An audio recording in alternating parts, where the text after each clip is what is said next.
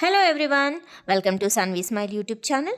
ನಾವು ಹಿಂದಿನ ವಿಡಿಯೋದಲ್ಲಿ ವರ್ಬ್ಸ್ನ 5 ಫಾರ್ಮ್ಸ್ ಬಗ್ಗೆ ತಿಳ್ಕೊಂಡಿದ್ವಿ. ಅಂದರೆ V1, V2, V3, V4, V5 ಬಗ್ಗೆ ತಿಳ್ಕೊಂಡಿದ್ವಿ. ಈಗ ಅದರ ಕಂಟಿನ್ಯೂಷನ್ ಪಾರ್ಟ್ ಆಗಿ ಬೇರೆ ಬೇರೆ ವರ್ಬ್ಸ್ನ ಹೇಗೆ ಸೆಂಟೆನ್ಸಸಲ್ಲಿ ಬಳಸೋದು ಹಾಗೂ ನಮ್ಮ ದೈನಂದಿನ ಕಾನ್ವರ್ಸೇಷನ್ ಅಲ್ಲಿ ಹೇಗೆ ಬಳಕೆ ಮಾಡೋದು ಅಂತ ಈ ವಿಡಿಯೋದಲ್ಲಿ ತಿಳ್ಕೊಳ್ಳೋಣ. ಪ್ರತಿದಿನ ನಾವು ಈ ವಾಕ್ಯಗಳನ್ನು ಹಂತ ಹಂತವಾಗಿ ಬಳಸೋದ್ರಿಂದ ನಮ್ಮ ಕಮ್ಯುನಿಕೇಷನ್ ಇಂಪ್ರೂವ್ ಆಗುತ್ತೆ ಮತ್ತು ಬಿಲ್ಡ್ ಆಗುತ್ತೆ. ವಿಡಿಯೋಗೆ ಹೋಗೋಕ್ಕಿಂತ ಮುಂಚೆ ನೀವು ಸುಲಭವಾಗಿ ಇಂಗ್ಲೀಷ್ ಕಲಿಬೇಕಂದ್ರೆ ನಮ್ಮ ಚಾನಲ್ನ ಸಬ್ಸ್ಕ್ರೈಬ್ ಮಾಡ್ಕೊಳ್ಳಿ ಹಾಗೂ ಬೆಲ್ ಐಕಾನ್ ಮೇಲೆ ಕ್ಲಿಕ್ ಮಾಡಿ ಆಲ್ ಆಪ್ಷನ್ನ ಕೊಡಿ. ಹೀಗೆ ಮಾಡಿದಲ್ಲಿ ನಾವು ಅಪ್ಲೋಡ್ ಮಾಡೋ ಎಲ್ಲ ವಿಡಿಯೋಸ್ನ ನೋಟಿಫಿಕೇಷನ್ ನಿಮಗೆ ಫಸ್ಟ್ ಬರುತ್ತೆ. ಹಾಗೂ ಲೈಕ್ ಮಾಡಿ. Let's get into the video.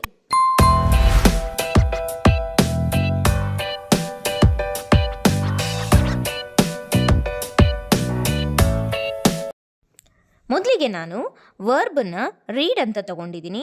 ಹಾಗಾದರೆ ವರ್ಬನ್ನ V1, V2, V3, V4, V5ಗೆ ಹೇಗೆ ಬಳಸೋದು ಅಂತ ನೋಡೋಣ. V1 ಅಂದರೆ ಪ್ರೆಸೆಂಟ್ ಟೆನ್ಸು, ಅದು ರೀಡ್ ಆಗಿರುತ್ತೆ.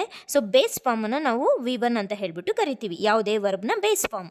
ಹಾಗೆ V2ಗೆ ಬಂದಾಗ ಅದು ರೆಡ್ ಆಗುತ್ತೆ.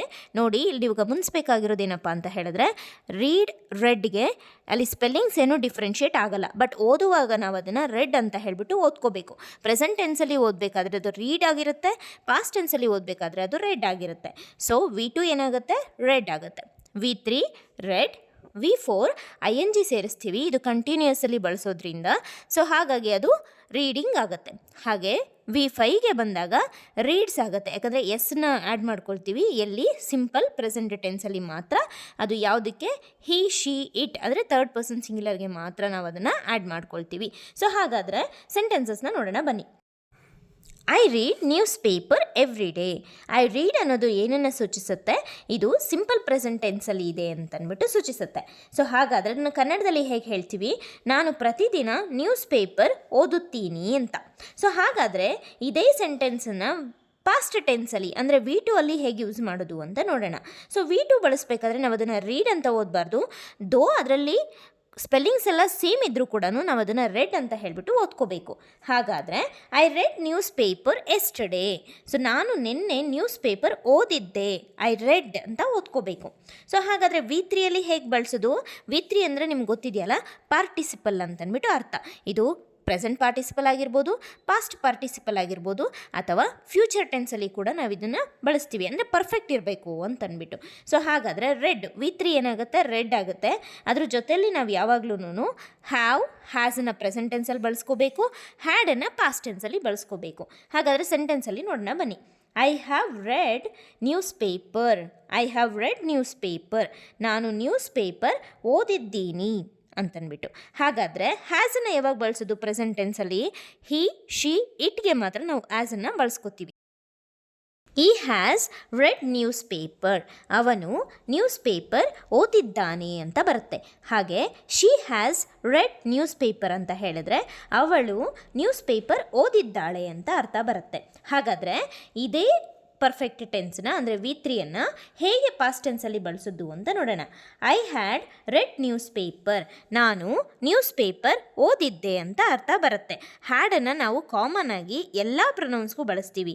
ಐ ಆಗಿರ್ಬೋದು, ಹಿ ಆಗಿರ್ಬೋದು, ಶಿ ಆಗಿರ್ಬೋದು, ಈಟ್ ಆಗಿರ್ಬೋದು, ದೇ ಆಗಿರ್ಬೋದು, ಯಾವುದಕ್ಕಾಗಲಿ ಪರವಾಗಿಲ್ಲ, ನಾವು ಹ್ಯಾಡನ್ನು ಬಳಸ್ಬೋದು. ಬಟ್ ಪ್ರೆಸೆಂಟ್ ಟೆನ್ಸಲ್ಲಿ ನಾವು ಹಿ, ಶಿ, ಇಟ್ಟಿಗೆ ಮಾತ್ರ ಹ್ಯಾಸನ್ನು ಬಳಸಬೇಕು.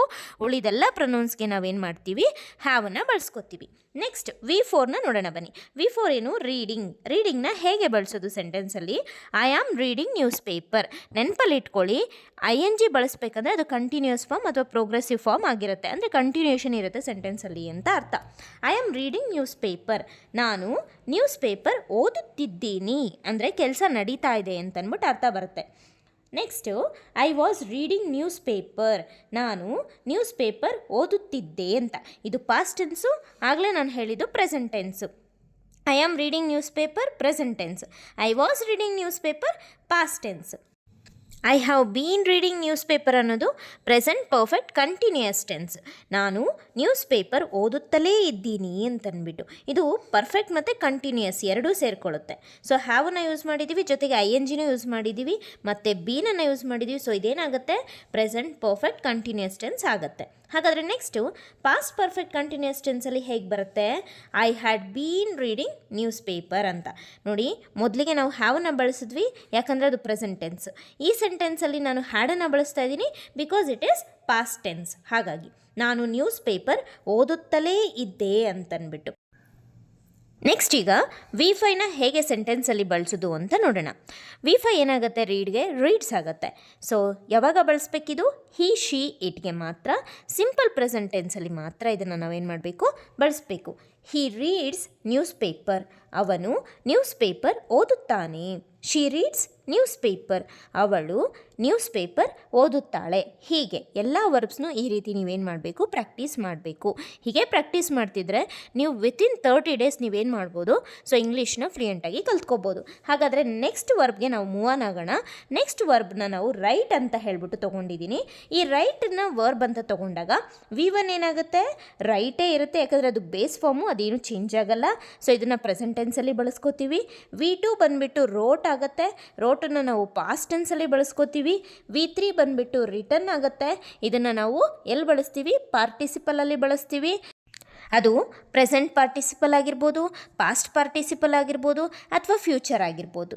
ಸೊ ಹಾಗೆ V3 ಅಂದರೆ ರಿಟರ್ನ್ ಆಗುತ್ತೆ. V4 ಅಂತ ಬಂದಾಗ ರೈಟಿಂಗ್ ಆಗುತ್ತೆ. V5 ಬಂದಾಗ ಅದು ರೈಟ್ಸ್ ಆಗಿ ಬದಲಾಗುತ್ತೆ. ಹಾಗಾದರೆ V1ಅಲ್ಲಿ ಹೇಗೆ ಬಳಸೋದು? ದೇ ರೈಟ್ ಹೋಮ್ ವರ್ಕ್, ಅವರು ಹೋಮ್ ವರ್ಕ್ ಬರೆಯುತ್ತಾರೆ. ಸೊ ಇದು ಪ್ರೆಸೆಂಟ್ ಟೆನ್ಸ್. V2 ಬಂದಾಗ ಪಾಸ್ಟ್ ಟೆನ್ಸ್, ರೋಟನ್ನು ಬಳಸ್ಕೋಬೇಕು. ದೇ ರೋಟ್ ಹೋಮ್ ವರ್ಕ್, ಅವರು ಹೋಮ್ ವರ್ಕ್ ಬರೆದರು ಅಂತ ಮೀನಿಂಗ್ ಬರುತ್ತೆ. V3 ಅಂತ ಹೇಳಿದ್ರೆ ಇದು ಪರ್ಫೆಕ್ಟ್ ಅಥವಾ ಪಾರ್ಟಿಸಿಪಲ್ ಅಂತ ಹೇಳ್ತೀವಿ. ಪ್ರೆಸೆಂಟಲ್ಲಿ ಹ್ಯಾವ್, ಹ್ಯಾಸನ್ನು ಬಳಸ್ಕೋತೀವಿ. ಪಾಸ್ಟಲ್ಲಿ ಹ್ಯಾಡನ್ನು ಬಳಸ್ಕೋತೀವಿ. So they have written, so ಇಲ್ಲಿ V3 ಬಳಸೋದು ಕಂಪಲ್ಸರಿ ಪಾರ್ಟಿಸಿಪಲಲ್ಲಿ ಅಥವಾ ಪರ್ಫೆಕ್ಟ್ ಟೆನ್ಸಲ್ಲಿ. They have written homework, ಅವರು ಹೋಮ್ ವರ್ಕ್ ಬರೆದಿದ್ದಾರೆ. ಸೊ ಇದು ನಮಗೆ ಪ್ರೆಸೆಂಟ್ ಪರ್ಫೆಕ್ಟ್ ಟೆನ್ಸ್ ಆಗುತ್ತೆ. They have written homework ಅಂತ, ಅವರು ಹೋಮ್ ವರ್ಕ್ ಬರೆದಿದ್ದಾರೆ ಅಂತ. She has written homework, ಅವಳು homework ಬರೆದಿದ್ದಾಳೆ.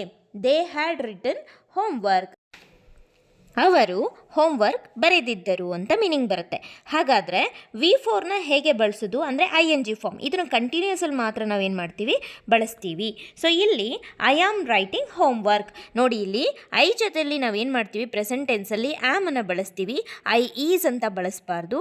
I am writing homework, ನಾನು ಹೋಮ್ವರ್ಕ್ ಬರೆಯುತ್ತಿದ್ದೀನಿ ಅಂತ ಅರ್ಥ ಬರುತ್ತೆ. ಹಿ ಈಸ್ ರೈಟಿಂಗ್ ಹೋಮ್ವರ್ಕ್, ಅವನು ಹೋಮ್ವರ್ಕ್ ಬರೆಯುತ್ತಿದ್ದಾನೆ. ಶಿ ಈಸ್ ರೈಟಿಂಗ್ ಹೋಮ್ವರ್ಕ್, ಅವಳು ಹೋಮ್ವರ್ಕ್ ಬರೆಯುತ್ತಿದ್ದಾಳೆ. ದೇ ಆರ್ ರೈಟಿಂಗ್, ಅವರು ಬರೆಯುತ್ತಿದ್ದಾರೆ. ಹಿ ಹ್ಯಾಸ್ ಬೀನ್ ರೈಟಿಂಗ್, ಅವನು ಬರೆಯುತ್ತಲೇ ಇದ್ದಾನೆ. ಹ್ಯಾಸ್ ಬೀನ್ ಅಂತಿರುತ್ತಲ್ಲ, ಸೊ ಹಾಗಾಗಿ ಅದನ್ನು ನಾವೇನು ಮಾಡ್ತೀವಿ? ತುಂಬ ಕಂಟಿನ್ಯೂಸ್ ಮಾಡ್ತೀವಿ, ಅಂದರೆ ತುಂಬ ಲಾಂಗ್ ಟೈಮ್ ಕಂಟಿನ್ಯೂ ಆಗುತ್ತೆ. ಅವನು ಬರೆಯುತ್ತಲೇ ಇದ್ದಾನೆ ಅಂತ. ಶಿ ಹ್ಯಾಸ್ ಬೀನ್ ರೈಟಿಂಗ್, ಅವಳು ಬರೆಯುತ್ತಲೇ ಇದ್ದಾಳೆ ಅಂತ ಅರ್ಥ ಬರುತ್ತೆ. ಐ ಹ್ಯಾವ್ ಬೀನ್ ರೈಟಿಂಗ್ ಅಂತ ಹೇಳಿದ್ರೆ ನಾನು ಬರೆಯುತ್ತಲೇ ಇದ್ದೀನಿ ಅಂತ.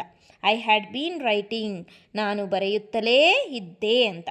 ಐ ಹ್ಯಾಡ್ ಬೀನ್ ರೈಟಿಂಗ್ ಅಂತ ಹೇಳಿದ್ರೆ ನಾನು ಬರೆಯುತ್ತಲೇ ಇದ್ದೆ ಅಂತ. ಹಿ ಹ್ಯಾಡ್ ಬೀನ್ ರೈಟಿಂಗ್ ಅಂತ ಹೇಳಿದ್ರೆ ಅವನು ಬರೆಯುತ್ತಲೇ ಇದ್ದ ಅಂತ ಅರ್ಥವನ್ನು ಕೊಡುತ್ತೆ. ಹಾಗಾದರೆ ಇದನ್ನೇ V5ಗೆ ಹೇಗೆ ಬಳಸೋದು? V5 ಏನಾಗುತ್ತೆ? ರೈಟ್ಸ್ ಆಗುತ್ತೆ. ಹಿ ರೈಟ್ಸ್ ಹೋಮ್ವರ್ಕ್ ಎವ್ರಿ ಡೇ, ಅವನು ಪ್ರತಿದಿನ ಹೋಮ್ವರ್ಕ್ ಬರೆಯುತ್ತಾನೆ. ಪ್ರತಿದಿನ ಅವನೇನು ಮಾಡ್ತಾನೆ? ಹೋಮ್ವರ್ಕ್ನ ಬರೀತಾನೆ. ಹೀಗೆ ರೈಟ್ಸ್. ಹಿ, ಶೀಟ್ಗೆ ಸಿಂಪಲ್ ಪ್ರೆಸೆಂಟ್ ಟೆನ್ಸಲ್ಲಿ ನಾವು ಎಸ್ಸನ್ನು ವರ್ಬ್ ಜೊತೆಲಿ ಆ್ಯಡ್ ಮಾಡ್ಕೊಬೇಕು. ಇದೊಂದು ನೆನ್ಪಿಟ್ಕೊಳ್ಳಿ, ಯಾಕಂದರೆ ಇದನ್ನು ಪರ್ಟಿಕ್ಯುಲರಾಗಿ ಪ್ರೆಸೆಂಟ್ ಟೆನ್ಸಲ್ಲಿ, ಅದು ಸಿಂಪಲ್ ಪ್ರೆಸೆಂಟ್ ಟೆನ್ಸಲ್ಲಿ ಮಾತ್ರ ಬಳಸೋದ್ರಿಂದ ತುಂಬ ಸರ್ತಿ ನಮಗೆ ಕನ್ಫ್ಯೂಷನ್ಸು ಆಗುತ್ತೆ. ಇಷ್ಟು ನಿಮಗೆ ಗ್ರಾಮರ್ ಎಲಿಮೆಂಟ್ಸು ನೆನಪಿದ್ರೆ ತುಂಬ ಯೂಸ್ ಆಗುತ್ತೆ ನೀವು ಫ್ಲೂಯೆನ್ಸಿನ ಕಲ್ತ್ಕೊಳ್ಳೋದಕ್ಕೆ. ಹಾಗೂ ನಿಮಗೆ ವರ್ಬ್ಸ್ ಬಗ್ಗೆ ಇನ್ನೂ ಕ್ಲಾರಿಟಿ ಬೇಕು ಮತ್ತು ಟೆನ್ಸಸ್ ಬಗ್ಗೆ ಇನ್ನೂ ಕ್ಲಾರಿಟಿ ಬೇಕು ಅಂತ ಹೇಳಿದ್ರೆ ನಾವು ಆಲ್ರೆಡಿ ಟೆನ್ಸಸ್ ಬಗ್ಗೆ ತುಂಬ ಲೆಂತಿ ವಿಡಿಯೋನ ನಾವು ಆಲ್ರೆಡಿ ಅಪ್ಲೋಡ್ ಮಾಡಿದ್ದೀವಿ. ಅದು ಆಲ್ರೆಡಿ ತುಂಬ ವ್ಯೂಸ್ನ ಪಡ್ಕೊಂಡಿದೆ. ನಿಯರ್ಲಿ 50,000 ವ್ಯೂಸ್, 50K ವ್ಯೂಸ್ಗೆ ಅದು ರೀಚ್ ಆಗ್ತಾ ಇದೆ. ಆ ವಿಡಿಯೋನ ನೋಡಿ ಟೆನ್ಸಸ್ ಬಗ್ಗೆ ಕಂಪ್ಲೀಟಾಗಿ ತಿಳ್ಕೊಳ್ಳಿ. ಹಾಗೂ ವರ್ಬ್ಸ್ನ ವಿಡಿಯೋ ಕೂಡ ಹಾಕಿದ್ದೀವಿ, ಅದನ್ನು ನೋಡಿ ಕಂಪ್ಲೀಟಾಗಿ ತಿಳ್ಕೊಳ್ಳಿ.